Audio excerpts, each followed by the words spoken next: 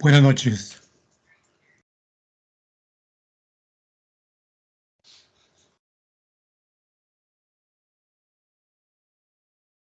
Buenas noches, doctor. ¿Se ve mi presentación? Sí, doctor. Gracias. Nos toca revisar el último tema que me han encargado, es algo del acto médico, implicancias éticas, legales, en el quehacer diario del médico.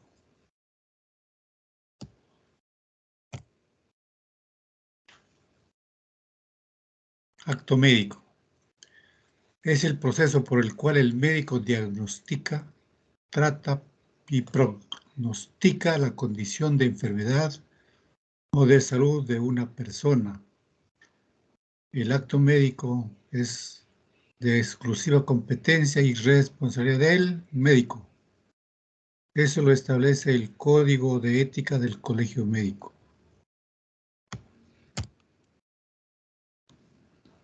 ¿Y qué es una actividad profesional?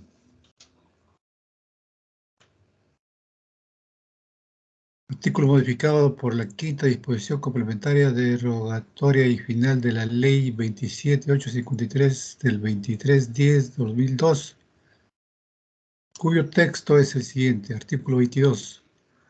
Para desempeñar actividades profesionales propias de la medicina, odontología, obstetricia, farmacia o cualquier otra relacionada con la atención de la salud se requiere tener, o sea, para todas estas profesiones se requiere tener título profesional universitario y cumplir además con los requisitos como colegiación, especialización, licenciamiento y demás obligaciones que puede disponerse por ley. El acto médico, según el Colegio Médico, es una relación libre entre el médico y el paciente. Desde tiempos inmemorables y seguirá haciéndolo. Pese a ello, existe la tendencia por la determinación del marco organizativo actual de la práctica médica y su relación con el conjunto social, es decir, el escenario, el entorno con que sus estructuras y procesos rodean al médico y paciente e influyen en el acto médico, que podría definirse también como como el acto médico, el conjunto de acciones que recibe el paciente en los servicios de salud realizados por un profesional médico con el objeto de recuperar la salud si la tiene quebrantada. El acto médico debe desarrollarse en el entorno más propicio y adecuado y en condiciones ideales, con instalaciones que reúnan características arquitectónicas que el desarrollo sanitario actual exige.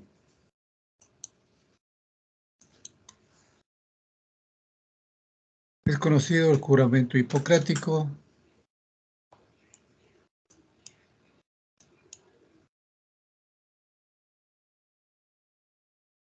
Artículo modificado por el artículo 1 de la Ley General de Salud, o sea, de la Ley 270606, publicada el 22 de diciembre del 2001, cuyo texto es el siguiente.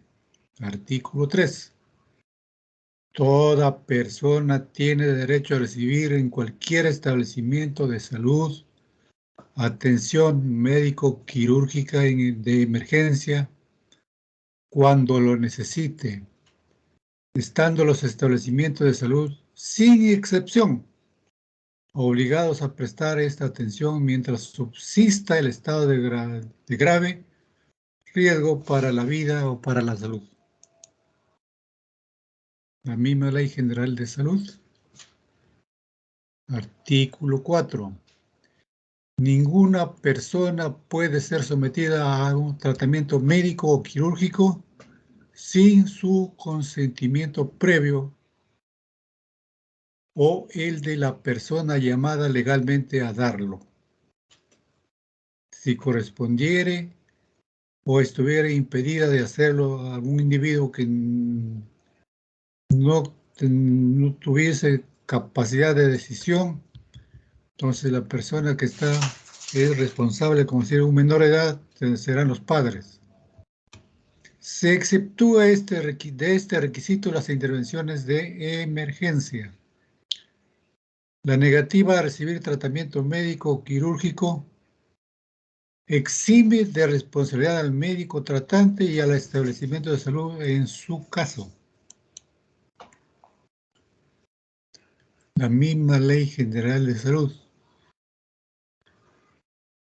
Sin negar en su consentimiento para el tratamiento médico o quirúrgico de las personas a su cargo o la persona adulta que no lo quiere recibir, el médico tratante o el establecimiento de salud en su caso debe comunicarlo a la autoridad judicial competente. Dice la autoridad judicial competente, pero el médico se va hasta el último lugar más alejado donde solamente puede ser un sanitario y hay un médico. Entonces, ¿cuál es la autoridad? Puede ser el teniente gobernador, puede ser el gobernador. Si hay policía, la policía. Si hay fiscal, se le comunica al fiscal o al juez. Entonces, cualquiera de esas autoridades se puede comunicar. Lota, yo no soy jefe, tengo mi jefe de servicio, tengo mi jefe de departamento, en otras circunstancias, en otros tipos de institución, yo comunico a mi jefe, pero dejo constancia que lo he comunicado. Entonces es mi jefe, jefe de departamento o el director, es el responsable de comunicar a la autoridad.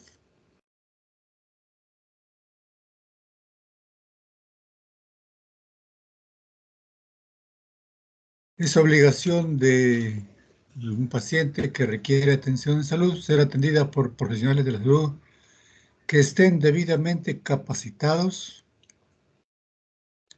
certificados y recertificados. Como es el caso actual, el caso del colegio médico, parece que ya también hay otras profesiones que siguen este curso de certificar y recertificar. En caso del médico, la recertificación es cada 5 años. Cada 5 años se tiene que presentar un expediente con la documentación de que se ha cumplido con los requisitos en cuanto a acreditaje para que nos den la certificación correspondiente y estar autorizados. Responsabilidad médica. Vamos a conceptuar, entendamos un poquito qué cosa es culpa médica. Definición. Si un médico es responsable de algo, es porque ha cometido una infracción o a una obligación preexistente fijada por ley o por contrato. Puede ser la hora, puede ser un actuar quirúrgico, una técnica quirúrgica. Hay una infracción a ello, entonces estamos con una culpa médica. Hay dos tipos de sanción o grados de responsabilidad, el dolo, la culpa. ¿Cuál es de mayor gravedad? ¿Es el dolo o la culpa? En un inicio me parecía que decir culpable era peor, no. Culpa, una persona es culpable de una infracción, un delito, cuando se comete la infracción, pero no hubo intención de cometerlo. Por ejemplo, un descuido, Estamos hablando de una negligencia. Me pongo a hacer procedimientos que yo no estoy capacitado. Me he especializado en tal especialidad, pero hay alguna técnica que yo no estoy capacitado y me lanzo a hacer el procedimiento. Ahí he visto cómo es, entonces lo hago. Me sale mal. ¿Qué cosa es eso? Eso es impericia, falta de experiencia.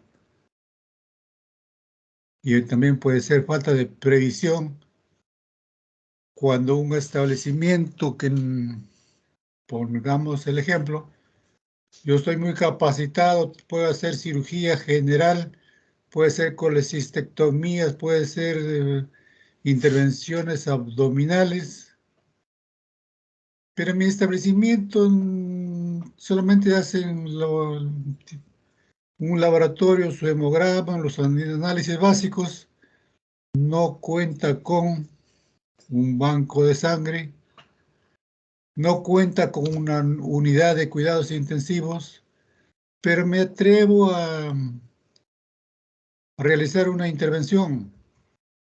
¿Qué hago si me falta sangre? Estoy hablando de falta de previsión. Eso es imprudencia. Pero también habrán casos fortuitos.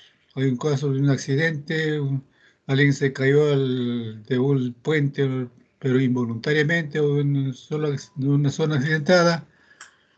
Son casos fortuitos que no tiene la culpa del médico de nada en ese sentido. Eso es para repetir un poquito lo mismo que tratamos de explicarlo. Hablemos un poquito lo que es el certificado médico falso. Cuidado, jóvenes médicos, que el vecino, ni siquiera el hermano confíen, ni el primo ni nadie, porque el ser médico cuesta, una firma del médico cuesta. Certificado médico falso, artículo 431 del Código Penal. El médico que maliciosamente impide un certificado falso respecto a la existencia o no existencia, presente o pasada de enfermedades físicas o mentales, será reprimido con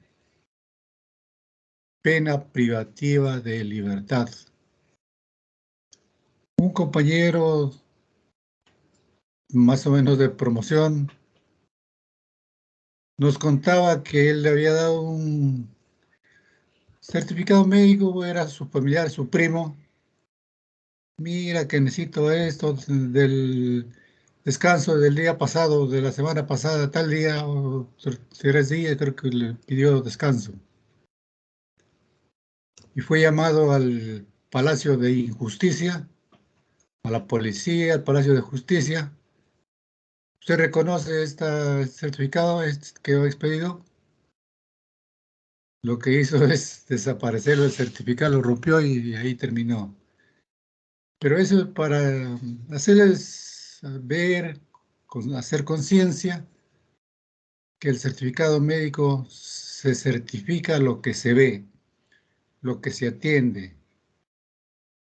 Si lo veo sano, lo certificaré que está sano. Si está enfermo, certificaré que está enfermo. Pero no certifiquemos en tiempo pasado. A veces nos dicen, mira, ayer o anteayer falté, si no te he visto, no lo hagan.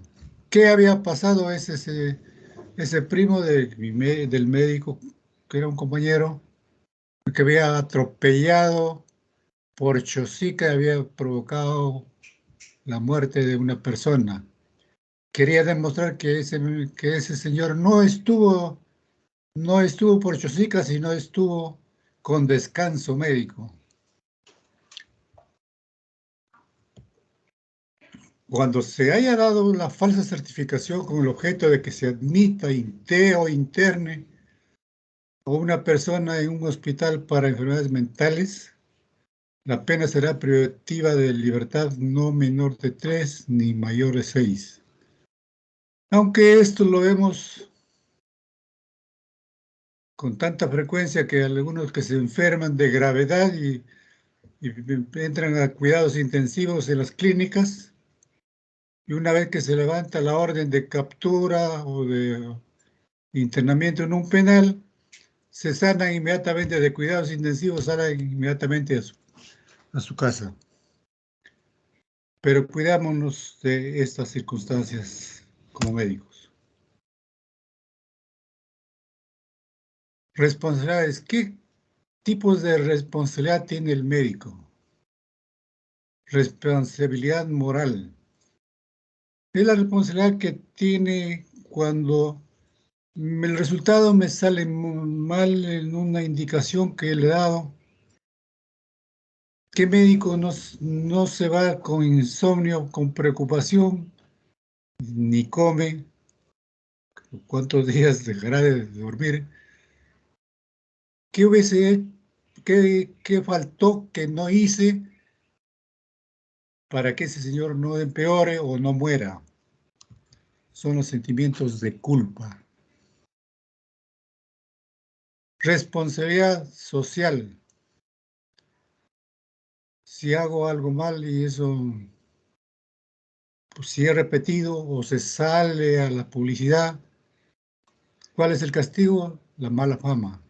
No voy a la cárcel por sentimiento de culpa, por mala fama.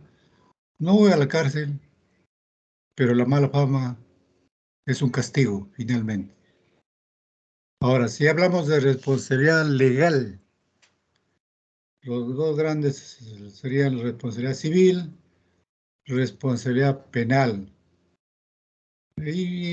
Pero no dejemos de tener en cuenta también que hay una responsabilidad laboral, una responsabilidad administrativa y una responsabilidad de tipo ética.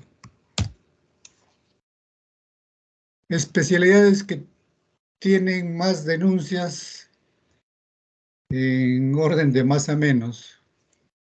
Si comparamos el médico con el odontólogo, ¿quién tiene mayor número de denuncias? El médico es 96%, el odontólogo el 2%. Si dentro del campo médico los denunciados, ¿cuáles son los más denunciados? Son los que practican en el área quirúrgica, 63%, el área clínica, el 37%. Pero sí hablamos por especialidades, no para desanimar a los que nos siguen en la especialidad de ginecología y obstetricia, pero las denuncias en ginecología y obstetricia están en el 30%. Porque las denuncias es por la madre, por el feto.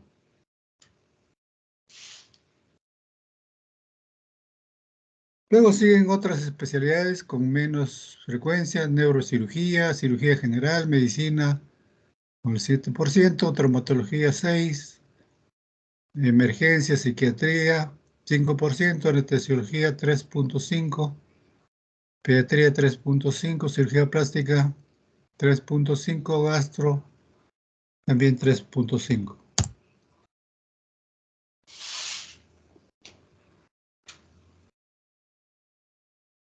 Jeffcott, no sé cómo se pronuncia correctamente, pero está escrito ahí. Menciona: el viaje más peligroso que realiza el hombre en su vida es el de las 4 pulgadas del canal del parto. Para referirse que en esos 8 centímetros del canal del parto que tiene que transcurrir el feto, no podemos estar seguros que todo va a ir bien en cualquier lugar, en cualquier dimensión de la altura de la presentación. Puede complicarse el parto y dar las consecuencias severas, sea para el feto o también para la madre. Consentimiento informado. ¿Qué es el consentimiento informado?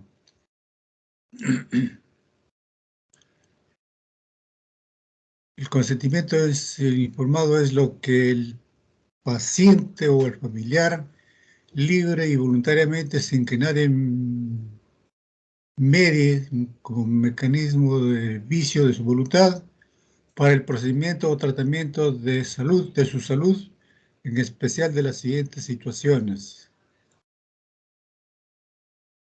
quedan exceptuados del consentimiento informado en situaciones de emergencia. Recomendación. En cirugía que hemos practicado, hemos tenido algunas trabas cuando hay una cesárea de emergencia. El anestesiólogo no acepta ingresar a sala de operaciones si no ha firmado el consentimiento informado. Olvidamos que la Ley General de Salud exceptúa la obligación de firmar el consentimiento informado en casos de emergencia. Emergencia es que situaciones puede ser demorar pocos minutos, si retardamos un poquito más, empeoramos las cuestiones de salud mucho más. Cuando se trate de pruebas riesgosas, también hay consentimiento informado. Intervenciones quirúrgicas. Actualmente la anticoncepción quirúrgica o procedimientos, cualquiera de los procedimientos que pueden afectar o que pueden haber complicaciones, deben tener su correspondiente consentimiento informado.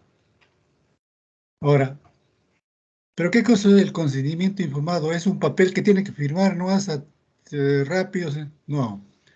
Lo que debe hacerse es explicar al paciente, incluyendo a la familia, si que le está presente, es cuál es la situación de su salud, qué diagnóstico tiene, cuál es la medicación que va a recibir, qué pasaría si no acepta recibir la medicación o el tratamiento quirúrgico, qué pasaría si es que recibe el tratamiento quirúrgico, y debe saber también de que el aceptar que un tratamiento quirúrgico está exento de complicaciones, no, debe ser bastante explícito, claro, que todo procedimiento, por muy simple que sea, tiene complicaciones.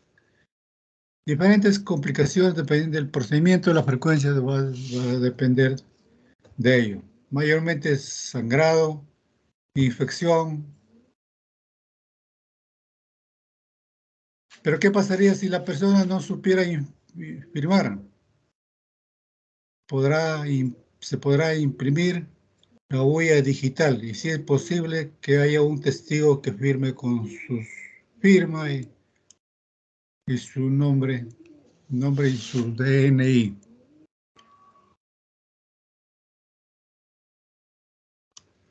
Consentimiento informado también en planificación familiar. Son procedimientos de bloqueo tuárico o contracepción quirúrgica, vasectomía, implantes. Los implantes, ahora hay consentimiento especialmente para ello. Dispositivo intrauterino, que también es un procedimiento. Entonces, todos ellos tienen que tener un consentimiento informado. No es caso de emergencia, sino son casos que se planean, entonces deben tener un consentimiento informado oralmente, y ese informe que se hace oral debe traducirse en un escrito.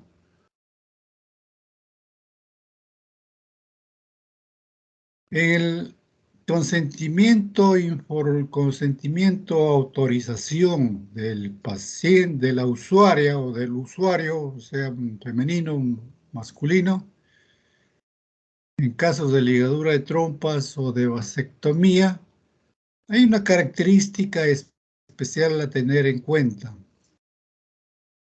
¿Qué pasaría si ya tiene 5 hijos?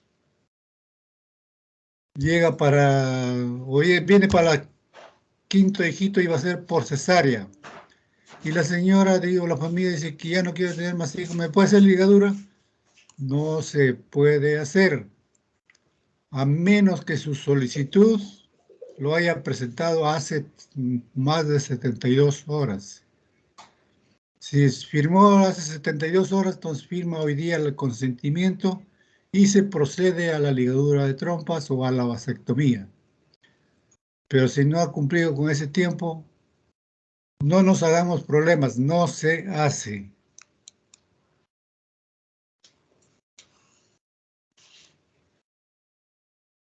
Pilar importante en la buena relación médico-paciente, consentimiento informado, pero la información oral y escrita que entendida. Pero hay algunas fallas en la comunicación, que puede ser la indiferencia, o sea, firmen nomás el documento y no pasa nada, no se les explica, o que la información sea errónea o malintencionada. ¿Qué hacer para prevenir los casos de impericia? Aparte de los estudios, de los conocimientos que hemos adquirido como médicos cirujanos y los que ya tienen especialidad, los que hemos adquirido con la especialidad, es importante la actualización y recertificación que ya lo notamos al inicio, certificado de las facultades de medicina. Ojalá se diera esto en todas las facultades, que pocas facultades están certificadas, y ojalá que el currículo sea uniforme en el país de todas las universidades, porque hay una diversidad de universidades en cuanto a sus obligaciones. Evitar la imprudencia y la negligencia. Aparte de nuestros conocimientos teóricos, prácticos, como técnicos en la medicina,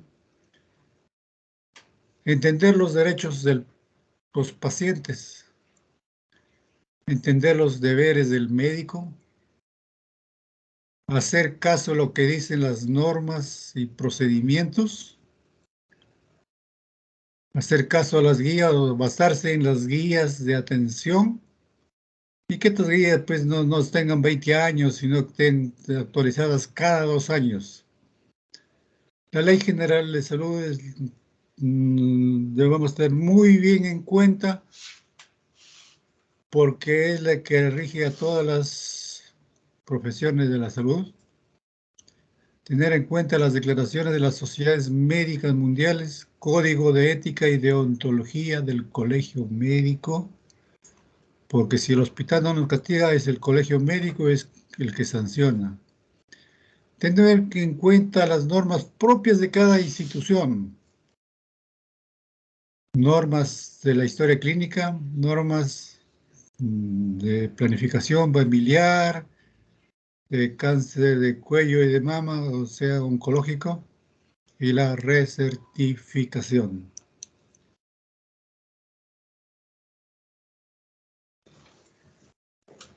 Prevención a la inobservancia de los reglamentos. Cada institución grande que tenemos, Ministerio de Salud, es salud, instituciones policiales y militares, sector privado. Aparte de las que hemos mencionado, cada uno tiene sus reglas y el médico que trabaja para esa institución tiene que empaparse de las obligaciones y prohibiciones que determina cada institución. Fin de la primera parte.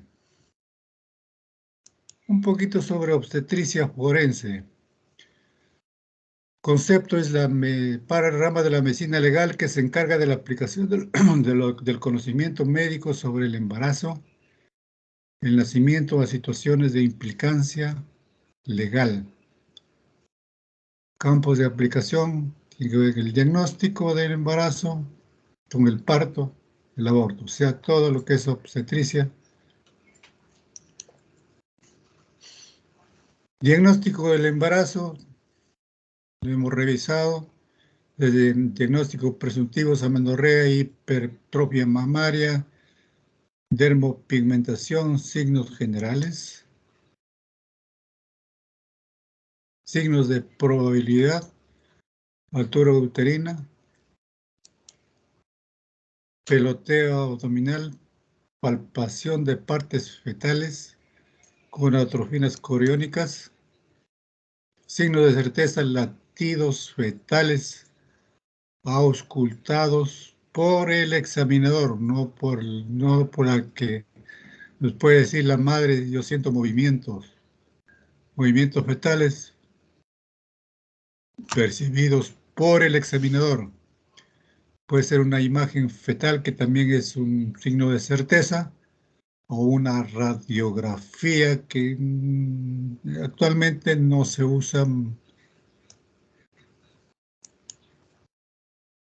Duración del embarazo. Conceptos. Nosotros aprendimos y hemos enseñado que el embarazo, si se pierde el embarazo antes de las 22 semanas, eso se llama aborto. Después de las 22 semanas se llama parto, ya sea parto prematuro, prematurez extrema, prematuro tardío y a término.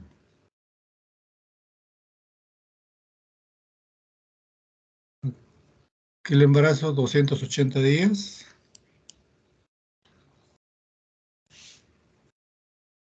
¿Qué es el embarazo ectópico?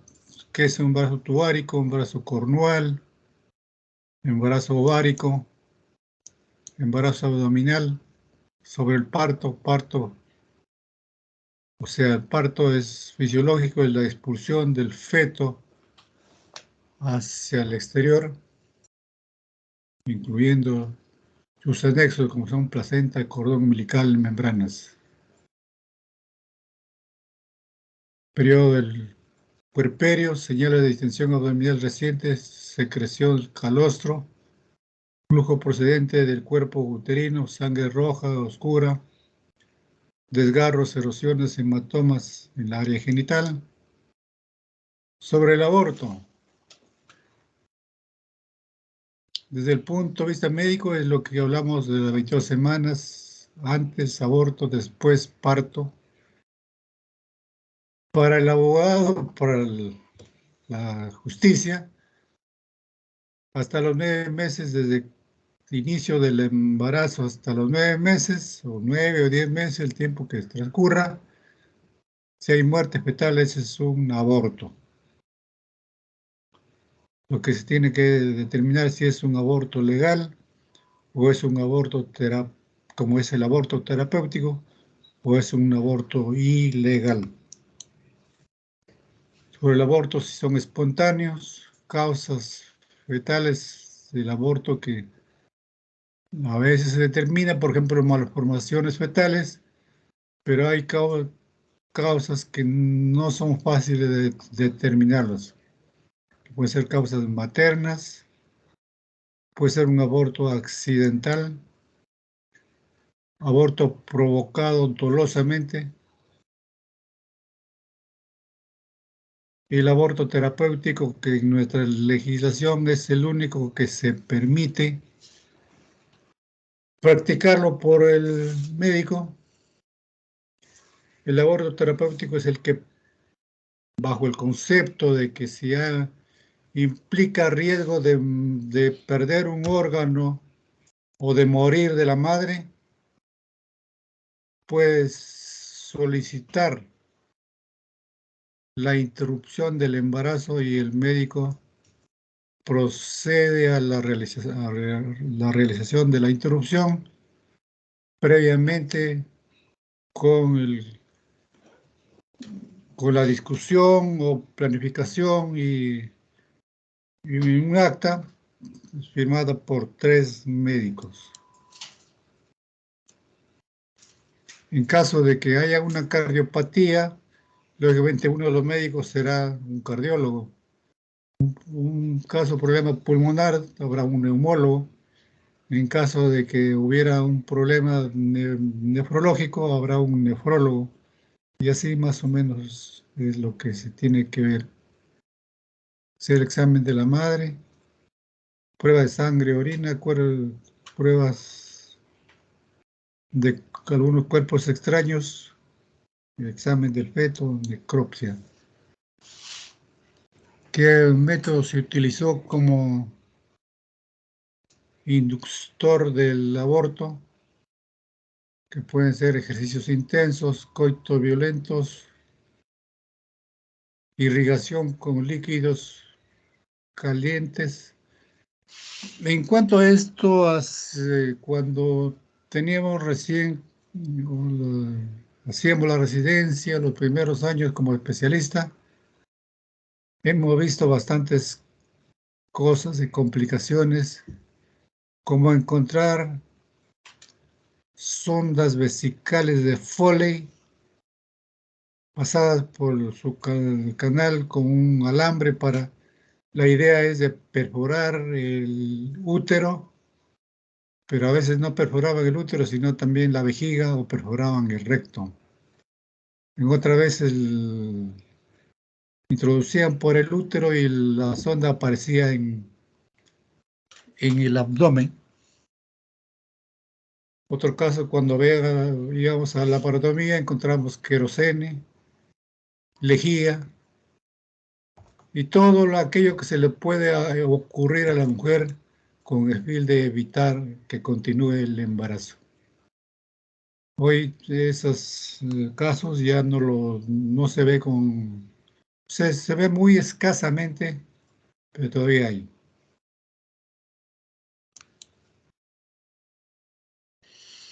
¿Cuáles son las complicaciones? Las complicaciones iguales que puede pasar también con un aborto espontáneo, que puede producir infección, hemorragia, perforación uterina, sí se puede dar, pero en estos casos de aborto criminal, el grado de infección, el grado de hemorragia puede ser mayor, que pone en riesgo la vida de la madre.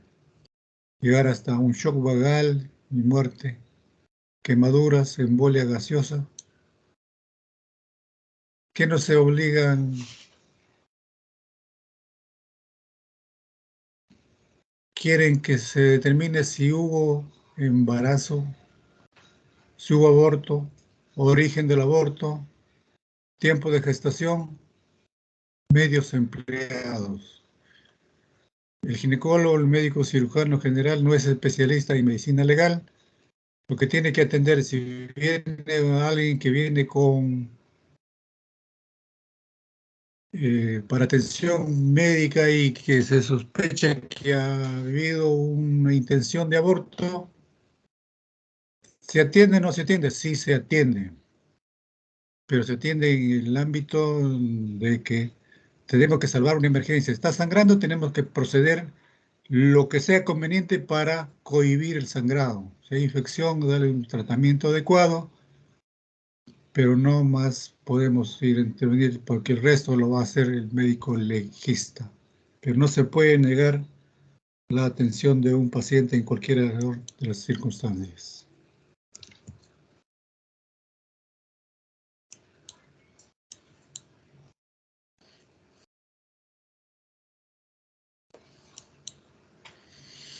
¿Preguntas?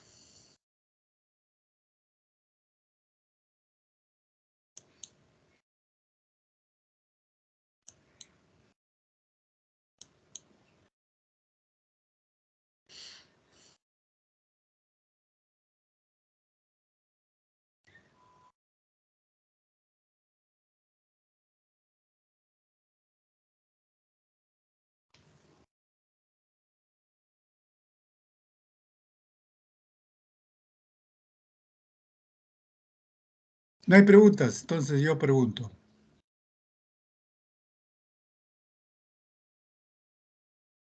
No pregunto, recomiendo a los que van a hacer especialidad en anestesiología, olvidé eso. Los que van a hacer especialidad en anestesiología, no se cierren en que tengan que firmar el consentimiento informado. Si puede, que lo firme. Pero si no, es una emergencia, hay exoneración del consentimiento informado. Entonces no hagamos trabas por allí. Un caso viene la policía nos trae a la emergencia una niña que está sangrando y sospechan que hay un aborto provocado.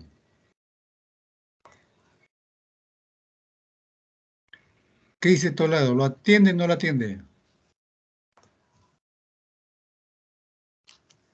Sí, doctor, pero se tendría que informar al jefe actualmente que esté en guardia y él tendría que avisar a los, según la ley, ¿no? Según a los policías o algo.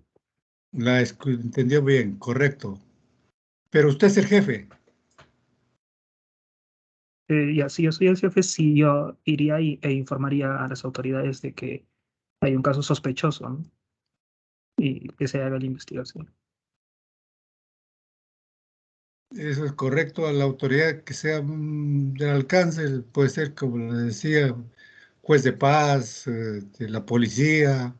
Si hay un ciudad más grande, hay fiscal o cualquiera de ellos. Pero no se olviden de anotar en la historia a quién le comunicaron y a qué hora. Dejen bien anotado eso en la historia. No escriban tanto, pero anoten. Se comunicó a tal hora de tal cosa, sospecha de tal cosa. Y ustedes siguen su atención.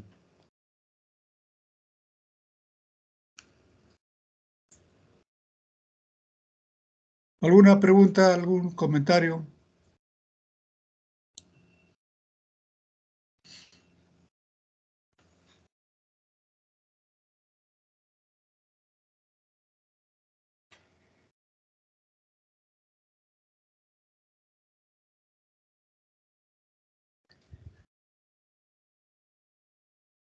Parece que no hay pregunta, doctor. Es la que estoy viendo. Muchas gracias por su asistencia. Son 17 más 9. ¿Son 26 nomás? Que son más de 30 ustedes. Bueno, ya Somos llegaron. 30, doctor. Hay 3 que han faltado, doctor. Ya, ya. Ya. Gracias por su asistencia. Ya nos estaremos viendo en cualquier momento.